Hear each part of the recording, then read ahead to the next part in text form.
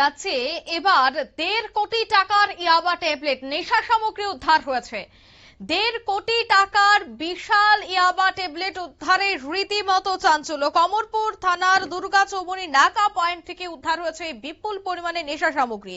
আটক করা হয়েছে গাড়ির চালককে, তদন্তে রয়েছে পুলিশ। জানা গেছে যে রাত প্রায় 11:15 নাগাদ কমলপুর থানাধীন 208 নম্বর জাতীয় সড়কের দুর্গাচৌমুহনী নাকা পয়েন্টে একটি সূত্র মারফত খবর আসে যে কুমারঘাট থেকে একটি TR05F0476 একটি মারুতি গাড়িতে নেশা সামগ্রী আছে। এরপর পুলিশ গাড়িটি আটক করতে তল্লাশি চালায়, তাতে বের হয়ে আসে ইয়াবা ট্যাবলেট।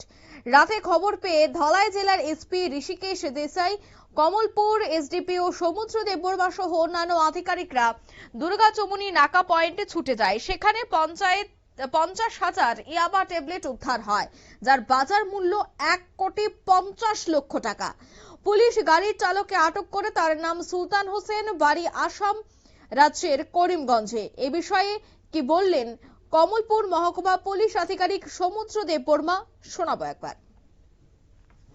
গতকাল মধ্যরাত্রে আমাদের কমলপুর থানা আন্ডার কমলপুর সাব ডিভিশনের কাছে একটা সিক্রেট ইনফরমেশন আসে এবং সেই ইনফরমেশনের ভিত্তিতে আমাদের কমলপুর থানা একটি রেড করে আর একটি গাড়িকে আটক করে। ওই গাড়ি থেকে টোটাল 50,000 ইয়াবা ট্যাবলেটস, যার বাজার মূল্য অ্যাপ্রক্সিমেটলি 1.25 CR এর মতো হবে। কোটি টাকা। হ্যাঁ, কোটি টাকা উদ্ধার করে এবং জন আসামিকেও আটক করতে সক্ষম হয়। আপনারা শুনলেন, আর তাতে প্রশ্ন উঠছে যে এই কোটি কোটি টাকার ইয়াবা রাজ্যে আসছিল কেন?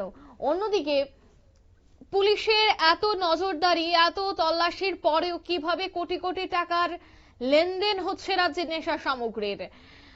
লক্ষ টাকায় নয়, এবার কোটি টাকাতেও বিক্রি হচ্ছে 1.5 কোটি টাকার ইয়াবা ট্যাবলেট।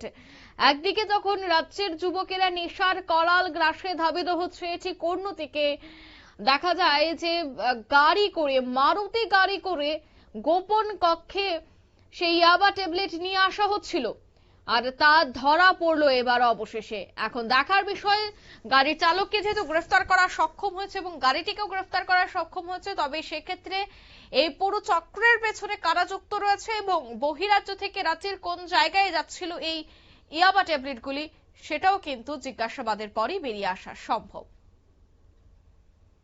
নিয়ে নিচ্ছি ছোট্ট একটি বিজ্ঞাপন বিরতি, সঙ্গে থাকুন।